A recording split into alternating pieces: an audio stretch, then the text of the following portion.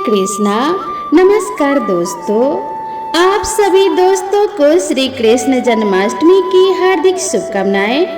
कृष्ण जन्माष्टमी को गोकुलाष्टमी, अष्टमी रोहिणी, श्री कृष्ण जयंती और श्री जयंती के नाम से भी जाना जाता है। इस दिन अर्धरात्रि में अष्टमी तिथि और रोहिणी नक्षत्र के संयोग में भगवान श्री कृष्ण का जन्म हुआ था, तो उसी दिन को जन्मोत्सव के रूप में मनाया जाता है। भगवान श्री हरि विष्णु के अवतार माने जाने वाले प्रभु श्री कृष्ण का हिंदू धर्म में बहुत बड़ा महत्व है। श्री कृष्ण जन्माष्टमी भादो मास के कृष्ण पक्ष की अष्टमी तिथि को मनाई जाती है।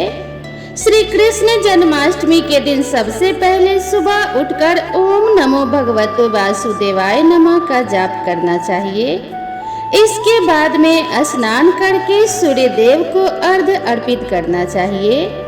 आपके घर में बाल स्वरूप लड्डू गोपाल की मूर्ति स्थापित हो तो वहां पर साफ सफाई करके गंगा जल डाल के उन्हें शुद्ध करना चाहिए। इसके बाद में अशोक की पत्ती, फूल, माला, सुगंध इत्यादि चीजों से वहां पे खूब साज सजावट करना चाहिए और साथ ही साथ इस जगह पे छोटे छोटे खिलौने भी रखने चाहिए और पालना भी अवश्य ही लगाना चाहिए। प्रसन्न मन के साथ श्री हरि का कीर्तन करें और व्रत रखें। संभव हो तो निराहार अथवा फलाहार व्रत रखें और फिर शाम के समय भजन कीर्तन करें और पूजन करें।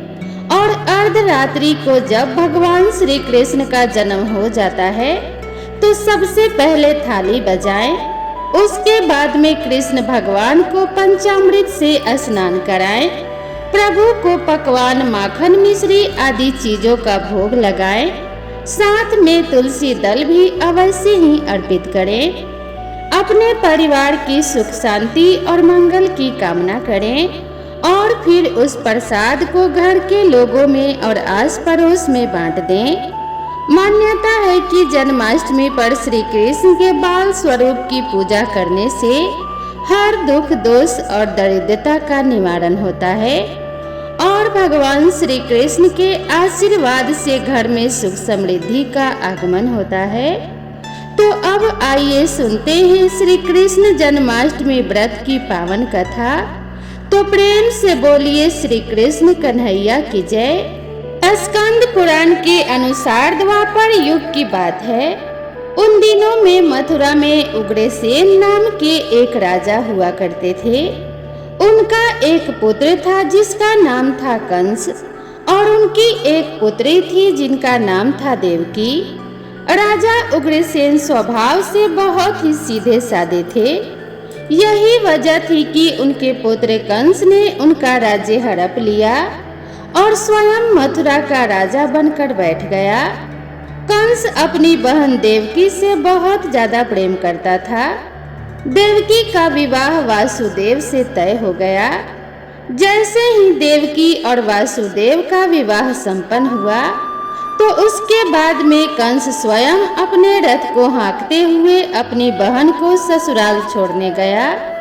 जैसे ही कंस देवकी और वासुदेव को लेकर बीच रास्ते तक पहुंचा, तभी एक आकाशवाणी हुई कि जिस बहन को तुम इतने प्रेम से विदा करने के लिए स्वयं जा रहे हो, उसी बहन का 8वां पुत्र तेरा संहार करेगा, तेरा वध करेगा। यह सुनते ही कंस क्रोधित हो गया। तत्पश्चात देवकी और वासुदेव को मारने के लिए आगे बढ़ा तो वासुदेव ने हाथ जोड़कर कंस से कहा कि देवकी को कोई नुकसान मत पहुंचाओ। मैं स्वयं देवकी की 8वीं संतान लाकर आपको सौंप दूंगा। वासुदेव की बात सुनकर कंस ने कहा कि मुझे आपकी 8वीं नहीं, मुझे तुम्हारी हर संतान चाहिए। तो वासुदेव ने कहा कि जैसा तुम कहोगे वैसा ही मैं करूंगा। देवकी के जन्म लेने वाली हर संतान मैं आपको लाकर सौंप दूंगा। तो कंस ने कहा कि मैं तुम्हें ऐसे आजाद तो नहीं छोड़ सकता, तुम मेरे साथ छल कर सकते हो।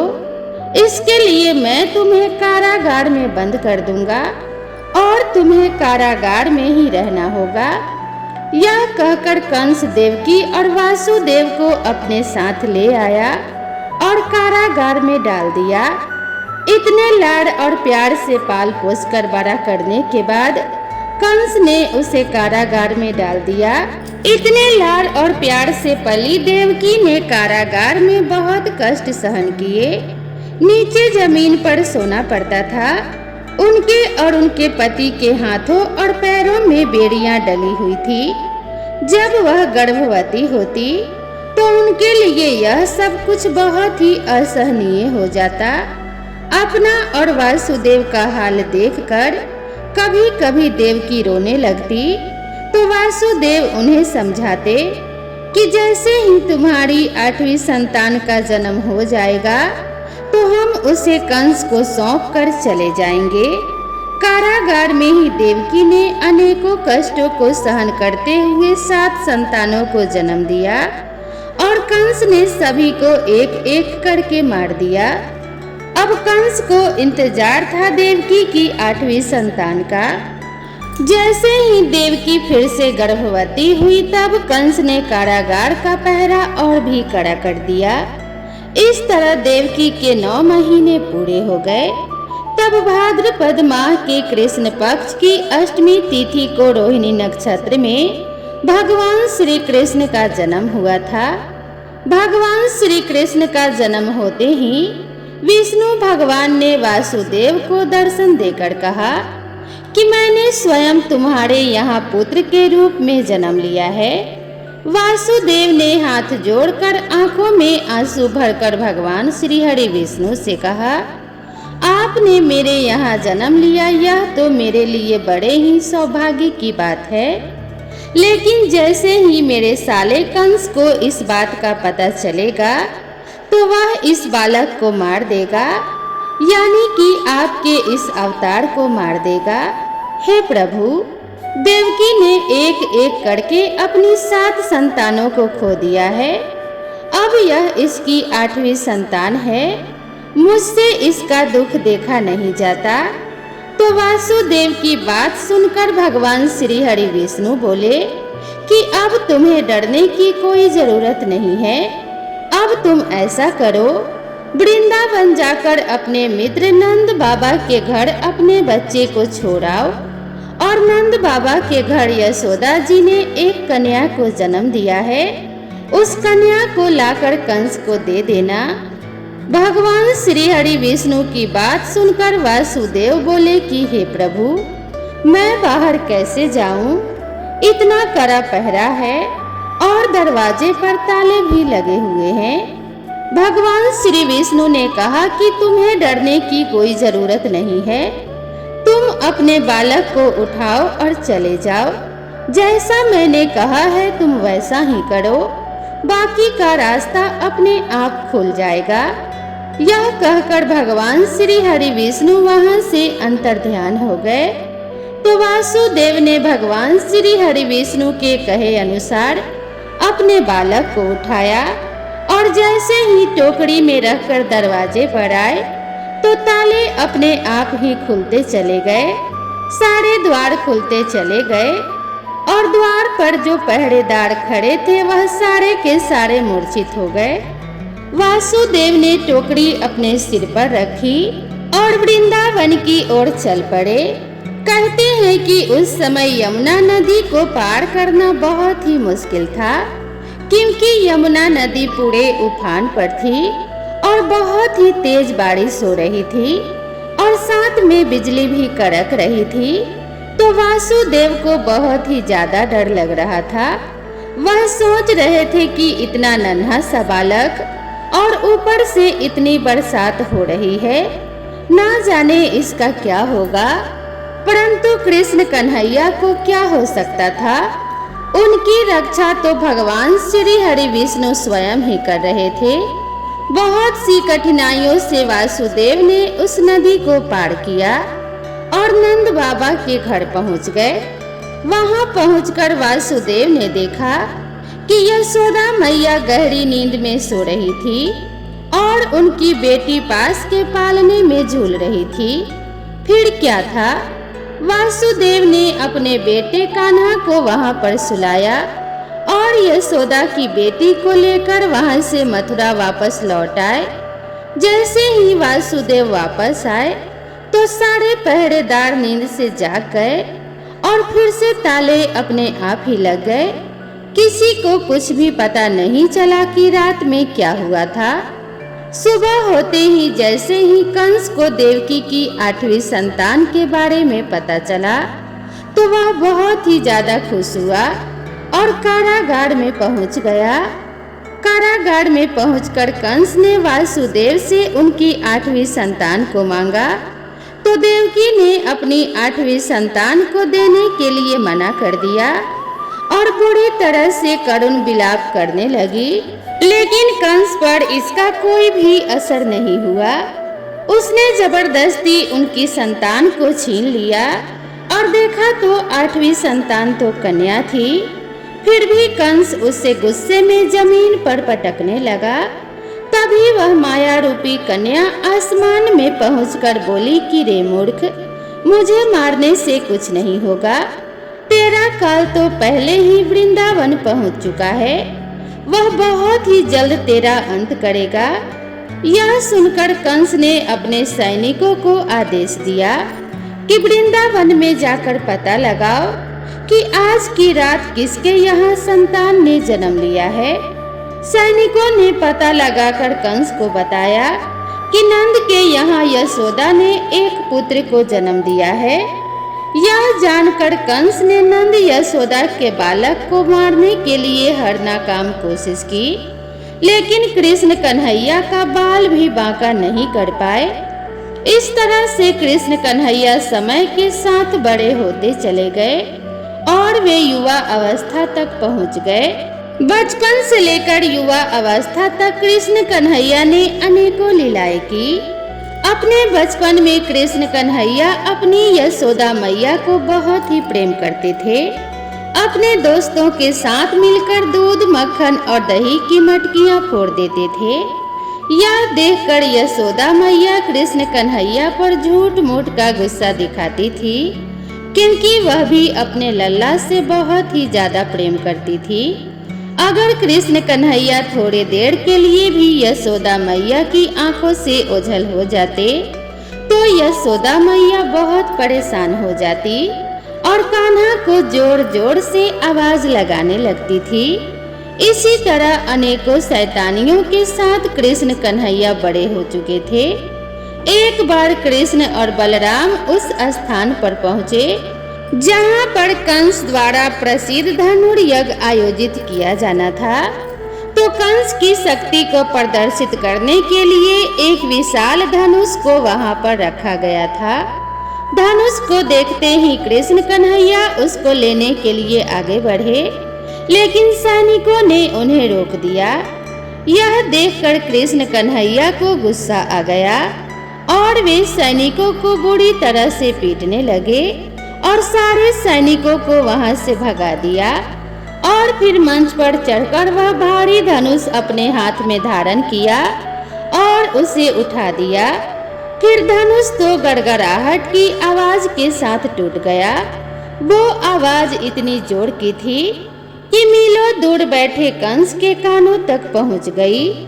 तो इस ध्वनि से कंस को पता चल चुका था कि देवकी का 8वां पुत्र कृष्ण आ गया है और मेरा अंत समय निकट है। यह सोचकर कंस बहुत ही ज्यादा भयभीत हो गया। फिर भी कंस ने एक विशाल सेना कृष्ण को मारने के लिए भेजी, लेकिन कंस की सेना हार गई। इसी तरह भगवान श्री कृष्ण ने कंस का वध किया और मथुरा को कंस के अत्याचारों से मुक्त किया। कहा जाता है कि जन्माष्टमी के दिन कृष्ण जन्माष्टमी की इस कथा को सुनने से जन्म जन्मांतर के सभी पाप नष्ट हो जाते हैं और जीवन में सुख और सौभाग्य की प्राप्ति होती है। अब आइए श्रवण करते हैं दूसरी कहानी, जिसे सुनने मात्र से सुख समृद्धि की प्राप्ति होती है और भगवान श्री कृष्ण का आशीर्वाद प्राप्त होता है। सुदामा, जो कि भगवान श्री कृष्ण के खास और प्रिय मित्र थे, भगवान श्री कृष्ण और सुदामा की मित्रता एक मिसाल थी। बचपन के दिनों में भगवान श्री कृष्ण ने सुदामा को वचन देते हुए कहा था कि मित्र, जब भी तुम संकट में पड़ना तो मुझे याद करना, मैं दौड़ा चला आऊंगा और अपनी मित्रता को बखूबी निभाऊंगा। इस तरह बाल्यकाल में कृष्ण, बलराम और सुदामा एक साथ पढ़ते हुए बड़े हो गए। लेकिन एक समय ऐसा भी आया कि श्री कृष्ण जी द्वारिका के राजा बन गए और उनके मित्र सुदामा गरीब हो गए और सुदामा के लिए तो एक समय के भोजन की व्यवस्था करना भी कठिन हो गया था। सुदामा अपने परिवार का लालन पालन करने में बिल्कुल भी असमर्थ हो गए थे। तब सुदामा की पत्नी सुशीला ने सुदामा से कहा कि हे स्वामी, आप अपने मित्र श्री कृष्ण जी के पास जाओ, शायद वह आपकी कुछ मदद कर दे। सुशीला की बात सुनकर सुदामा थोड़ा हिचकिचाए, लेकिन सुशीला के बार बार कहने पर वे अपने मित्र श्री कृष्ण जी के पास जाने को तैयार हो गए। कहा जाता है कि राजा, गुरु, मित्र, बेटी और मंदिर, इन 5 जगहों पर व्यक्ति को कभी भी खाली हाथ नहीं जाना चाहिए। यही सोचकर सुशीला पड़ोस से 3 मुट्ठी चावल मांग कर लाई और पोटली में बांधकर सुदामा को देते हुए कहा, इसे कृष्ण जी को भेंट स्वरूप दे देना। सुदामा उस पोटली को लेकर द्वारिका नगरी में श्री कृष्ण से मिलने के लिए चल पड़े। रास्ते में सुदामा चलते चलते बहुत ही थक चुके थे। उनके पैरों में बुरी तरह से कांटे चुभ गए थे और पैरों से खून भी बह रहा था। तब कहा जाता है कि उस समय भगवान श्री कृष्ण बैलगाड़ी वाले का रूप धरकर सुदामा के पास आए थे और सुदामा से पूछा था कि तुम्हें कहाँ जाना है। सुदामा ने कहा कि मुझे तो कृष्ण कन्हैया से मिलने के लिए जाना है, वह मेरे बचपन के मित्र हैं। उस गाड़ी वाले ने सुदामा को अपनी गाड़ी पर बैठा लिया और उसके साथ खूब बातें की। बातें करते करते उसे राजमहल के आगे लाकर उतार दिया और जैसे ही बैलगाड़ी वाला चला गया, तभी सुदामा को ध्यान में आया कि उसका धन्यवाद तो किया ही नहीं। कहते हैं कि जब सुदामा उस गाड़ी वाले का पीछा करने के लिए गए तो वहां पर कोई गाड़ी वाला या फिर कोई गाड़ी नहीं मिला। यह देखकर सुदामा आश्चर्यचकित होते हुए द्वारिका के महल के द्वार पर आ गए। श्री कृष्ण के महल पर खड़े द्वारपालों ने पूछा कि तुम कौन हो और यहाँ पर किस लिए आए हो। द्वारपालों की बात सुनकर सुदामा ने अपना परिचय दिया और कहा कि वह श्री कृष्ण के मित्र हैं। वह सारे द्वारपाल इस बात को सुनकर हंसने लगे। इतनी फटीहाल अवस्था में श्री कृष्ण जी का कोई मित्र कैसे हो सकता है। सुदामा ने कहा कि आप एक बार श्री कृष्ण को जाकर कह दो कि उनका मित्र सुदामा आया है। तो सुदामा के कहे अनुसार द्वारपाल ने भीतर जाकर श्री कृष्ण को संदेश दिया कि बाहर कोई सुदामा नाम का आदमी आया है और वह आपसे मिलना चाहता है। यह सुनकर श्री कृष्ण की खुशी का कोई ठिकाना नहीं रहा और वह दौड़ते हुए महल के द्वार पर आ पहुँचे और सुदामा को देखते ही उसे गले से लगा लिया। दोनों की आंखों से प्रेम के आंसू बहने लगे। उसके बाद श्री कृष्ण सुदामा को महल के अंदर ले गए और वहां पर ले जाकर अपने राज सिंहासन पर बैठाया और अपने आंसुओं से उनके चरण धोए। श्री कृष्ण जी को देखकर उनकी पटरानियां और महल में मौजूद सारे लोग आश्चर्यचकित रह गए। सभी लोग यह सोचने लगे कि आज द्वारिकाधीश को क्या हो गया है, यह इस मनुष्य के चरण ऐसे क्यों धो रहे हैं। तो श्री कृष्ण ने उन सभी को बताया कि यह मेरे बचपन का मित्र सुदामा है। कुछ देर विश्राम करने के बाद में कृष्ण ने सुदामा से कहा कि तुम मेरे लिए क्या लेकर आए हो। इतना सुनते ही सुदामा को तो लज्जा आ गई। उन्होंने अपनी पोटली को छुपा लिया और कहने लगे कि मैं तो कुछ भी नहीं लेकर आया। भगवान श्री कृष्ण कहने लगे कि क्यों झूठ बोलते हो? क्या आज भी तुम बचपन की तरह मेरे हिस्से के चावल खाना चाहते हो? यह कहते हुए श्री कृष्ण ने खुद सुदामा की वह पोटली ले ली और वह चावल खाने लगे। जैसे ही कृष्ण ने एक मुट्ठी चावल खाए तो इसके बदले में उन्होंने सुदामा को 1 लोक की संपत्ति दे दी। उसके बाद में कृष्ण ने दूसरी मुट्ठी के चावल खाए तो सुदामा को तीसरे लोक की संपत्ति दे दी। लेकिन जब श्री कृष्ण तीसरी मुट्ठी का चावल खाने जा रहे थे तो रुक्मिणी ने उन्हें यह कहते हुए रोक दिया कि प्रभु, यदि आप तीनों लोकों की संपत्ति उन्हें दे दोगे तो अन्य सब जीव और देवता कहाँ जाएंगे? रुक्मिणी की बात सुनकर कृष्ण जी चावल खाने से रुक गए। फिर कुछ दिनों तक सुदामा जी श्री कृष्ण जी के यहाँ पर ही रहे। दोनों दोस्त खूब बातें करते और खूब मस्ती करते। कृष्ण कन्हैया और सुदामा को ऐसे लगता जैसे उनके बचपन के दिन लौट आए हो। कई दिनों बाद श्री कृष्ण ने सुदामा को बड़े ही प्रेम पूर्वक उनके घर के लिए रवाना कर दिया। तो प्रेम से बोलिए श्री कृष्ण कन्हैया की जय। अब आइए अंत में श्रवण करते हैं भगवान श्री कृष्ण और मैया यशोदा की कथा। कहते हैं इस अलौकिक कथा को सुनने मात्र से इंसान 84 लाख योनियों से मुक्त हो जाता है। एक बार यशोदा मैया प्रभु श्री कृष्ण के उलाहनों से तंग आ गई और छड़ी लेकर श्री कृष्ण की ओर दौड़ी। जब प्रभु ने अपनी मैया को क्रोध में देखा तो वह अपना बचाव करने के लिए भागने लगे। भागते भागते श्री कृष्ण एक कुम्हार के पास जा पहुँचे। कुम्हार तो अपने मिट्टी के घड़े बनाने में व्यस्त था, लेकिन जैसे ही कुम्हार ने श्री कृष्ण को देखा तो वह बहुत प्रसन्न हो गया। कुम्हार जानता था कि श्री कृष्ण तो साक्षात परमेश्वर हैं। तब प्रभु ने कुम्हार से कहा कि कुम्हार जी, आज मेरी यशोदा मैया मुझ पर बहुत क्रोधित हैं। यशोदा मैया छड़ी लेकर मेरे पीछे आ रही हैं, इसीलिए मुझे कहीं छुपा लो। तब कुम्हार ने श्री कृष्ण को एक बड़े से मटके के नीचे छुपा दिया। कुछ ही क्षणों में मैया यशोदा भी वहां आ गई और कुम्हार से पूछने लगी, क्यों रे कुम्हार, तूने मेरे कन्हैया को कहीं देखा है क्या? कुम्हार ने कह दिया कि नहीं मैया, मैंने कन्हैया को नहीं देखा। श्री कृष्ण ये सारी बातें बड़े से घड़े के नीचे छुपकर सुन रहे थे। मैया तो वहां से चली गई।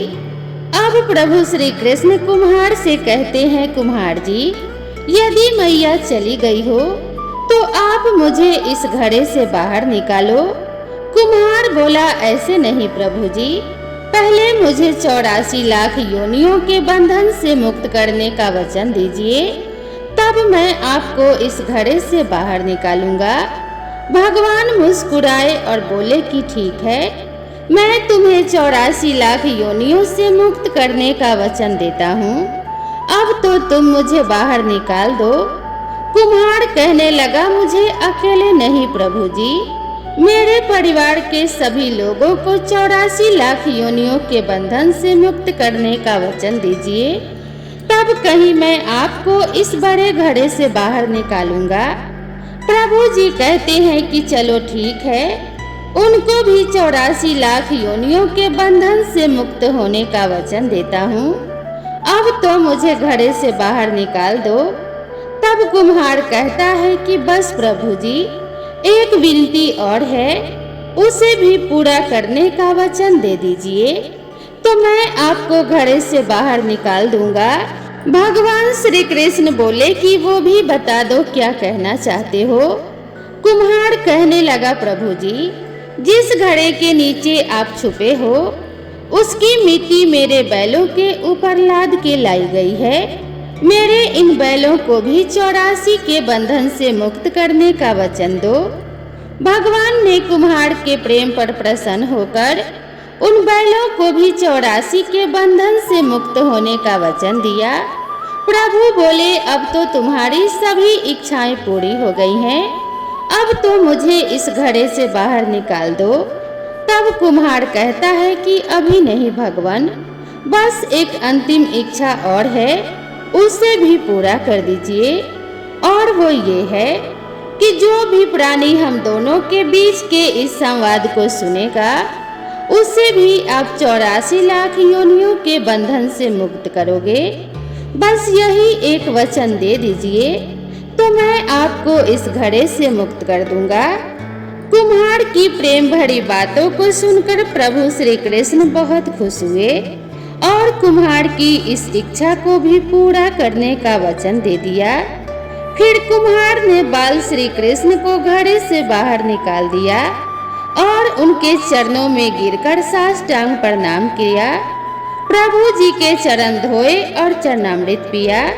अपनी पूरी झोपड़ी में चरणामृत का छिड़काव किया और प्रभु जी के गले लगकर इतना रोए कि प्रभु में ही विलीन हो गए। जरा सोच कर देखिए, जो बाल श्री कृष्ण 7 कोस लंबे चौड़े गोवर्धन पर्वत को अपनी कनिष्ठ अंगुली पर उठा सकते हैं, तो क्या वो एक घड़ा नहीं उठा सकते थे?